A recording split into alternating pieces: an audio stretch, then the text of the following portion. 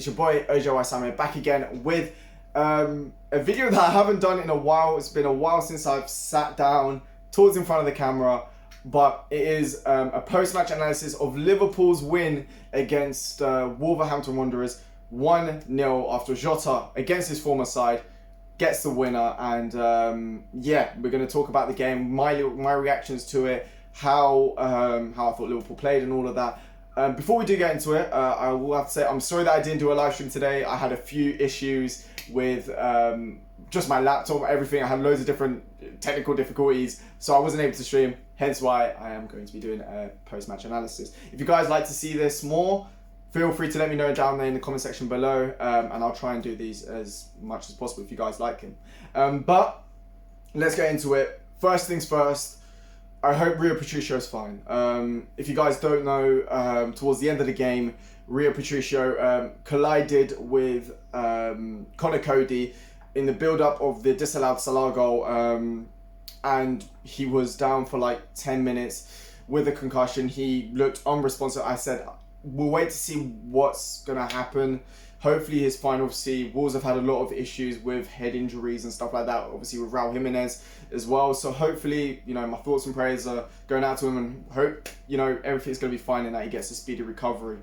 But let's start things off with the lineup. So Liverpool with an unchanged lineup from the game against RB Leipzig, which was a very good performance nevertheless. Personally, I know this is kind of sounding like a, you know, sound like a broken record, but I personally thought Naby Keita should have started, and it's not because obviously Gini and Naby Keita, I prefer Naby Keita. I just think Gini Wijnaldum, same with Andy Robertson. I thought maybe Tsimikas should have got a look in today, because Andy Robertson and Gini Wijnaldum have played so many games this season, so would have been my preferred lineup. But to be honest, it was a perfect lineup nevertheless. It was just I'm kind of just nitpicking here. You know, we got Fabinho, Thiago and Gini in midfield, which is nicely balanced. We had, you know, the best defense and our best attack at the moment. Obviously Firmino's out, but at the moment Jota, I think most Liverpool fans would agree, is ahead of Firmino at the moment. As sad as it pains me to say, I definitely think that's the case. But the game started off in Liverpool. Wolves, actually very unlike them this season, actually come out of the blocks very well. They had a good cross which went into around Nelson Semedo, and well, it went to Alisson, and Alisson fumbled a little bit. He tried to catch it and then he dropped it, and then as he tried to cling the ball back, just clatters into Nelson Semedo. And reckless from Alisson, yes, and you know, on any other day it could have been easily be given as a penalty. So Liverpool could count their lucky stars, and it wasn't the only penalty shout, which I will get into later on in the game. But yeah, it was. But the first half, to be honest, wasn't really much in it. Obviously, the main chance, apart from obviously the penalty shot, which I think could have been given a penalty if it was in the 30th minute, which is kind of like the weird unwritten rule with football. If it's like giving a red card early on, it's really weird. I mean, technically speaking, I think it should have been given a penalty, but it's like if somebody does a crunching challenge in the second minute, they won't do it. They won't give it a red card because it will disrupt the flow of the game. It's like the Champions League final with Liverpool, when Liverpool got a penalty early on and then they said, oh, it disrupted the whole flow of the game. It's kind of like that. But anyway, feel free. Did you guys think it was a penalty, or did you guys not think it was? You guys let me know in the comment section below. And then yeah, but again, the game was really tight, to be honest. There wasn't much in it. But then I think the biggest chance of the half went towards, before the goal, went to Sadio Mane, which was really good play from the midfield. Thiago plays into Gini Wijnaldum, and Gini Wijnaldum just slides in Sadio Mane. Mane does well to stay onside, and then Mane, I think maybe should have tried to get onto his right foot and curl it past Rui Patricio, but instead he goes onto his left foot, tries to get past, and does get past Rui Patricio, and then he's just not able to get the shot off, and he ends up getting cleared out of play. However, I think if Mane had probably gone down, he probably would easily have got a penalty, in my opinion. I think the goalkeeper doesn't get him the ball. If Mane just tries to invite the contact a little bit more, and this is kind of the problem with just penalties and stuff like that. If you don't go down, you ain't going to get a penalty. So if he did go down, he probably would have got a penalty. But credit to Mane for staying up as well. But throughout the first half especially, Mane was looking sharp as hell. I've been pretty critical of Mane recently. I don't think he's been good at taking on plays, but today he had that little bit of sharpness about him. He was turning people, he was dropping people to the floor. He was looking so much better today, and it was just brilliant to see. And then the goal, which came just before half time, was again another good thing. I mean, it started off, Mane had the ball, he plays it to Salah, and this is what we wanted to see from the front three. It gave me 17-18 vibes, where we were actually being nice interplay within the front three. It wasn't just crosses into the box, it was Mane plays it into Salah, Salah into Mane, and then Mane just feeds it into Jota, and Jota, with the first time shot, keeper could have done better. Rui Patricio could have done better there. He gets a hands onto it, but it's just enough, and Jota makes it 1-0 before half time. And this is where the difference is between Firmino and Jota. And I said, I love Firmino to bits, but recently his finishing hasn't had the conviction that it should have and has had in previous years. And it really pains me to say this because Firmino is one of my favourite players at Liverpool. But one thing that Jota has, you know, he does the pressing, he does the work, he has the work rate of Firmino, but when it comes into the final moments in the final third, he has that ruthless edge to him, which I think Firmino's kind of lost a little bit in the last year or so, and I'm hoping that he can get it back, because, you know, that's just my opinion with that.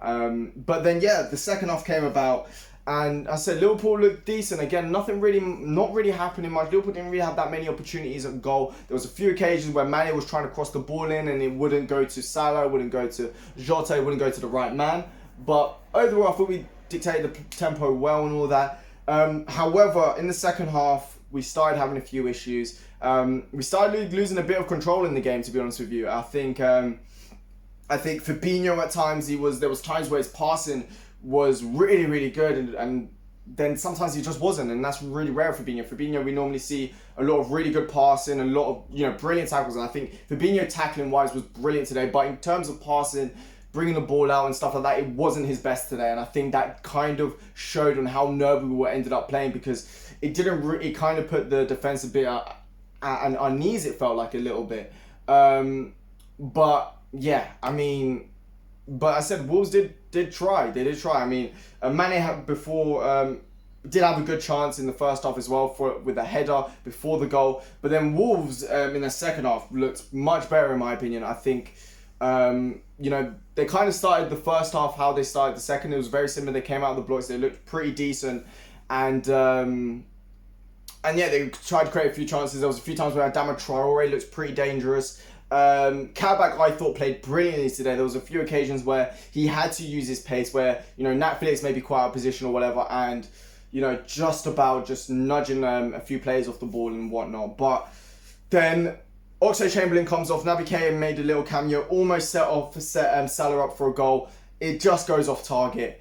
And then, you know, Milner came about. But I did think when we made those two substitutions, I think when we lost Milner and Thiago, I think the substitutions were correct, but having Milner, who can sometimes be a little bit reckless, and, you know, as I said, it didn't seem like we lost a little bit of control in the midfield once we saw Gini and Thiago come off.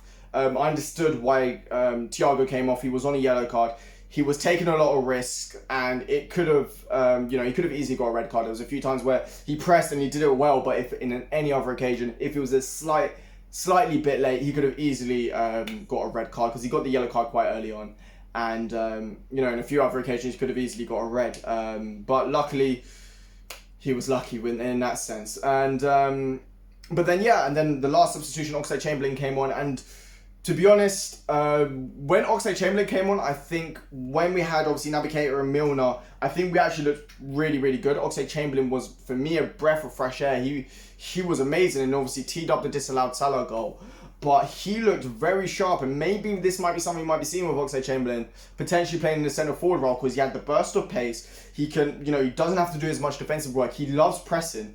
He can get a shot off as well. I think we could potentially, because I don't think he looks good out wide, and I think we could potentially see Oxlade-Chamberlain maybe a bit more playing in the centre forward role. It could be a new, you know, might be a newfound success for him. We don't know, but it looked very promising today. He was being his man for the little cameo he made, and he looked pretty decent, if I do say so myself. And then obviously this loud goal, and then there was a lot of stoppage time for Rui Patricio. Hopefully he will be, hopefully he'll be fine. I said at the moment there's not really much known about what's happened, how bad it is and stuff, but just seeing how he was on the floor after it, after the challenge, it doesn't look too good, but fingers crossed. But yeah, Liverpool with a huge win, huge win, 1-0 win, clean sheet, goal for Jota. Mane, for me, my man of the match. He was absolutely amazing. He was that spark for Liverpool today. He was the main Mane, you could say. And I think, it was brilliant to get the win. Obviously, West Ham dropped points, Chelsea dropped points, Everton dropped points. All the teams around us basically dropped points, and it was good to get the win. Obviously, we're not going to be playing for a little while. We've got a little bit of a rest now. Hopefully, these players can recover, because we're not playing for 3 weeks. I'm going to miss it. I'm not even going to lie to you. But I'm going to leave it on that note. If you guys did like this video, you guys know what to do. Smash that like button. Also, subscribe if you guys are new to the channel. If I'm not doing post-match analysis, then I'll be doing live watch-alongs and all that good stuff. I'll be streaming probably on Friday. So if you guys do like FIFA and Champions League draws and stuff like that, feel free, as I said, to subscribe and all of that good stuff. And but yeah, Liverpool 1-0 winners. It feels good to win again, and 2 wins in a row. It's really interesting, this. But yeah, it's the end of the video. It's your boy Ojo Waisame. Stay safe. You'll never walk alone, and I hope you guys have a very nice day. See ya.